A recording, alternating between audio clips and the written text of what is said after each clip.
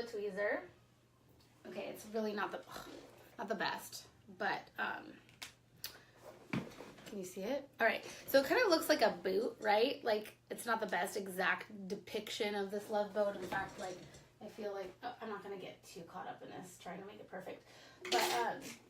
But basically, there's lots of variations of this type of tweezer. This is the, love boat that I use with Brilliant Lash Pro. So what I want to just talk about is certain landmarks that I'm going to reference when I'm talking about picking fans off of the strip. So first of all, this is not a good depiction. This flat part here, I'm going to call it the tabletop. So this is the tabletop. I'm not going to write it because everything's going to be backwards, but I just want you guys to know what I'm talking about. There's the tabletop. Here, right here, this little bottom part where it like bottoms out and rounds, this we'll just call the butt. I call it the butt of the tweezer and the tabletop. And then the corner of the tweezer, which is the very tip, I want to explain. So if the tips of these tweezers are coming together, like here, let's say this is the tip, like there's two tips that come together at the very, very, two really sharp edges. I take a corner of the sharp edge on one side. So this is like the very sharpest part of the sharp part that you can find. I call it the corner. I don't know if that makes sense, because it's like coming in and it's like, it's not really quite a needle at the very end. It's not like tapering to that sharp. It's like there's almost like the slightest bit of a blunt edge at the very tip. So I'm talking about the corner of the tiniest little blunt edge. That's the corner. And I feel like there's a really important part to access on the tweezer for me, the way that I create fans. There are so many ways to create fans, so many amazing ways that people do this. I'm just showing you what works for me, and I'll explain to you why it works for me and why I like creating fans this way. Also, before we get started, as if we haven't already started, we've definitely started. I've kept you waiting for quite some time, but we're getting there. I'm just going to do one thing. Thanks for your patience. In fact, while I'm here, Kelly says I want to be volume trained. Cami says I'm doing volume trained by another company. Love, love, love boat tweezers. That's awesome. Love, love, love you. Beautiful. Love you all. You guys are amazing.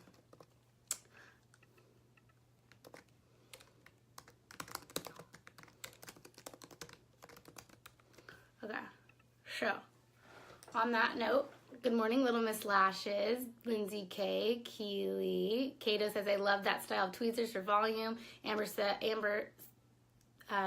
don't know. I'm waving at Amber. Okay, so back to making fans. So now that you know the anatomy, we've got the butt, we've got the tabletop, we've got the corner.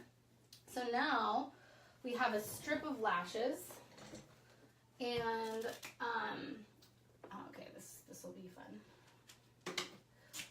So I'm gonna make a strip. So first of all, there's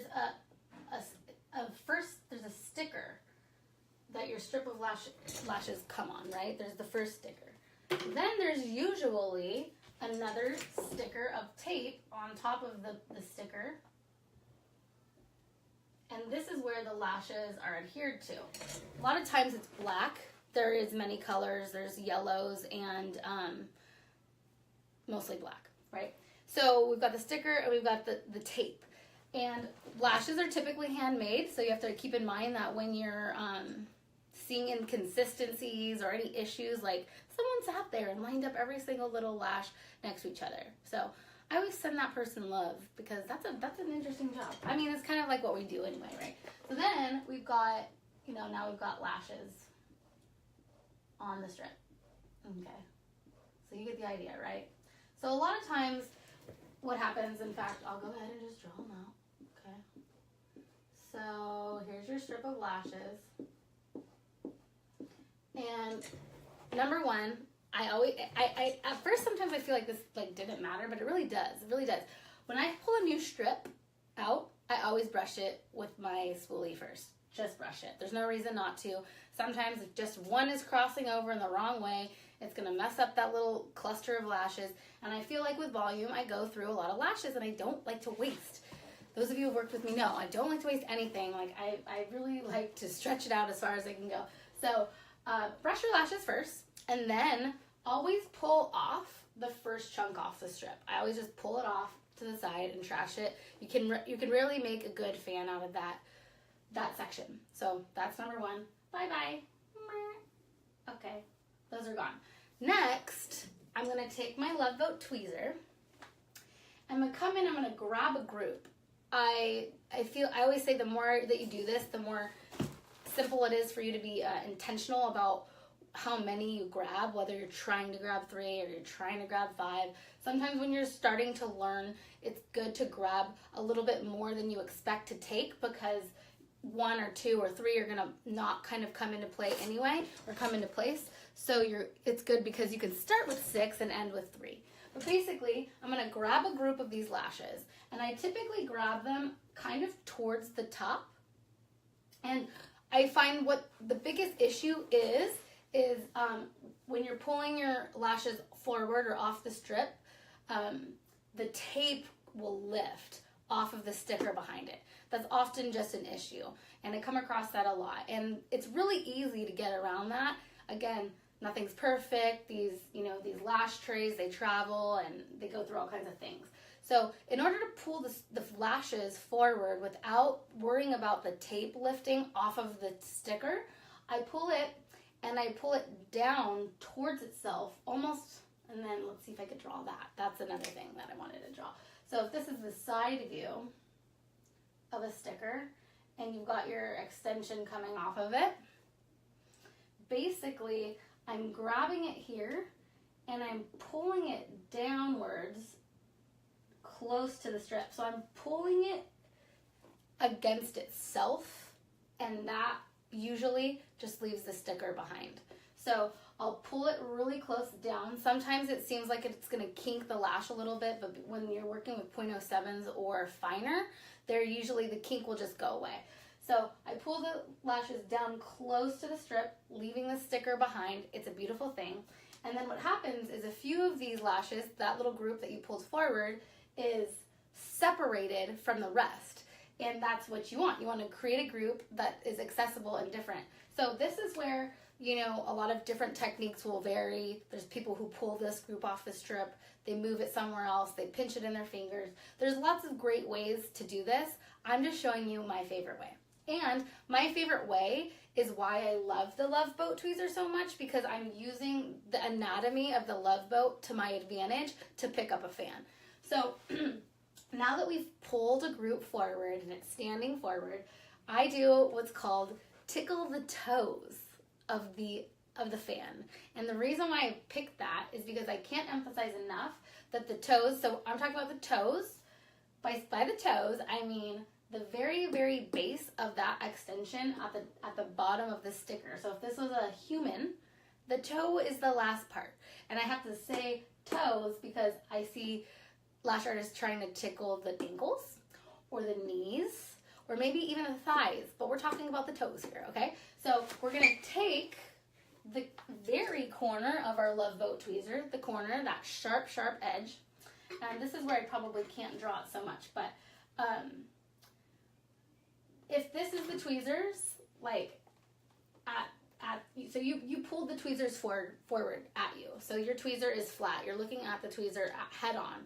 Now what I do is, and I'm going to exaggerate this so that you can see, I twist the tweezer inwards 45 degrees about. So I turn it around and I'm trying to access that very, very sharp corner. And what I'm doing is I'm tickling the toe with the sharp corner, so like tickling because it's so light. So I'm barely grazing that little group of lashes that I pulled forward, like barely touching it, to the point where I can feel each individual little lash at the little corner. I can it feels like I'm strumming a little guitar, like I feel it. And after you do that enough, like you will feel it. And I always like to reference, and it's funny because I get a 50% like response on this. Like, does anyone know the story of the princess and the pea? Where I don't even know the story, but all I know is that the princess like lays on a bunch of mattresses, and you're a princess if you could feel the pea underneath it or whatever, the like pea, which is like not pee like in urine, but pee like is that a vegetable? I don't know. Anyway, so you're a princess when you can feel the lashes at the tip of your tweezer. So it's like literally you if you're sensitive enough, if you're slowing down enough, if you're being intuitive enough, you can really feel it.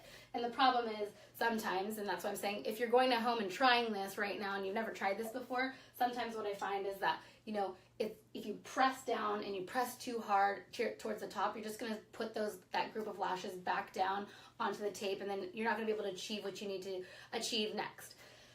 So, going backwards, we pulled the group forward really close to the tape. We left the tape backwards. We rotated our tweezers back 45 degrees to access the corner, and we tickled the toes. And what the result of tickling the toes is that you'll find that your lashes will slowly start to fan out a little bit. And the goal is always to get an equal and symmetrical distance in between each lash. I always encourage when you're first learning, if like today was your first day, just do what you can to make a fan, because the more that you do this, the easier it is to make these symmetrical fans. And sometimes you'll roll over, so you're rolling them out, and sometimes they'll go too far. You can still roll it back, or if you lose one, you just pull that one out and then don't use that one. Like I said before, if you pull too many forward, it's easier to get rid of one.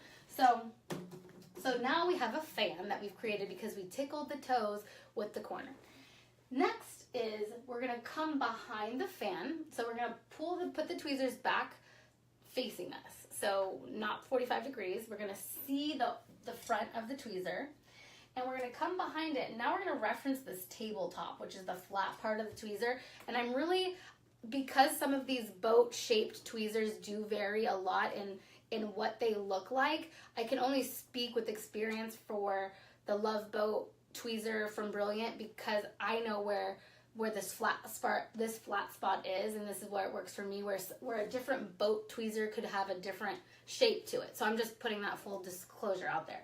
There's a tabletop on the Love Boat tweezer that I say to make completely perpendicular, which means in line with the lines of the strips. So you're seeing all these lines here. So you want the Love Boat to be in line with that. If it's not in line, if the tabletop is like this or like this, I say the boat is rocked, and it's not going to pick up the fan the way that you should pick up the fan at this point. So we need to position the tweezer so that this flat part, the tabletop, is equal and matching up to these lines here that you see on the strip. Next thing is, so you come in you open the tweezer up, and you take that back end of the tweezer and you come around the fan and in front of the rest. Because if you don't, then what happens is you might accidentally pick up more lashes than you intend to, and you only want to pick up the fan. So you come around the fan and in front of the strip, so that you've now officially separated those lashes from the rest. And you want to make sure, so this is the opening of the tweezers, right? And my fan is in between. You want to make sure that, and so, by the way, so this is the opening of the tweezers, right? So this is the front of the Love Boat. This is what you're looking at. You're going to want to make sure two things happen right here. Number one, you want to make sure the angle now of your tweezer is tilted to match the angle of the lashes coming out. So right near, on your strip, the back lashes are going back, and then you've pulled that group forward, so now they're angled like this. This is a really, really important part.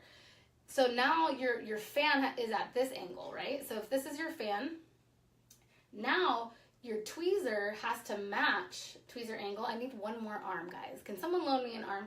So here's your angle, right? So now the opening of your tweezer needs to match that angle in order to pick up this fan gracefully.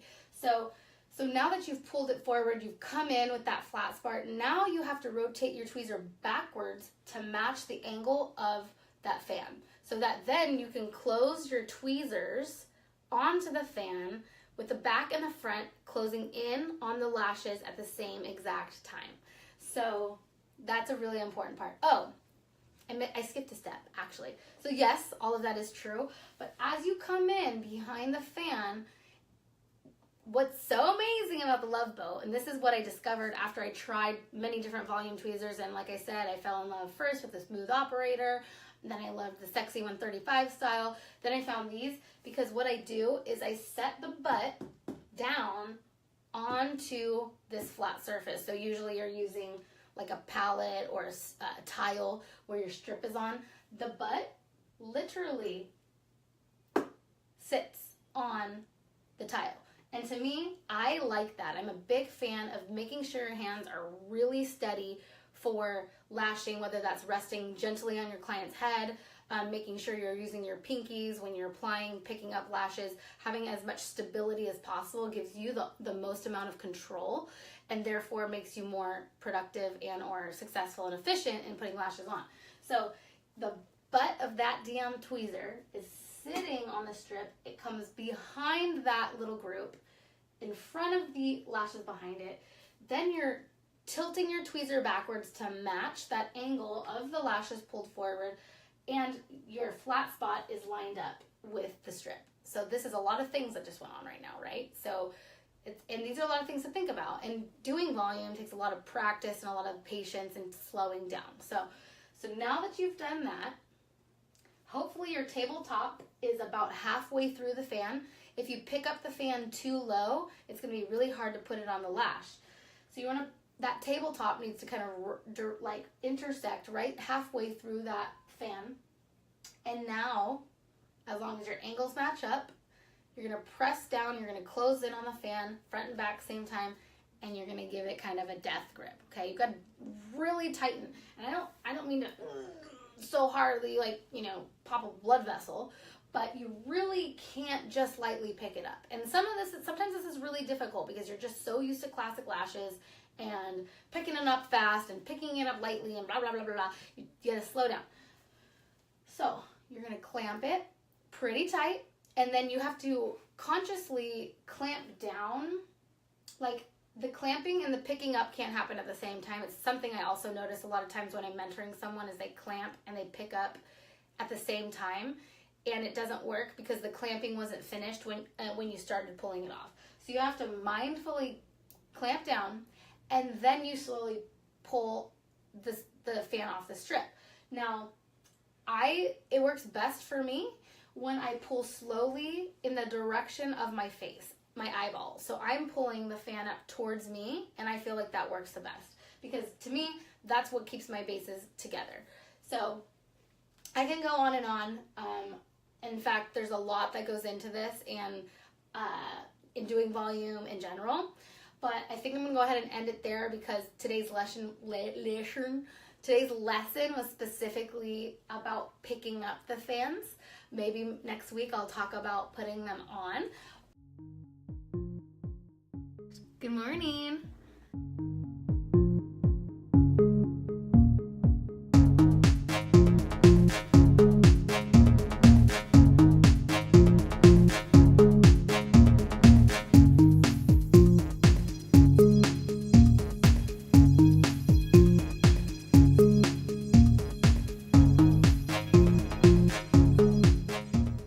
Don't look back.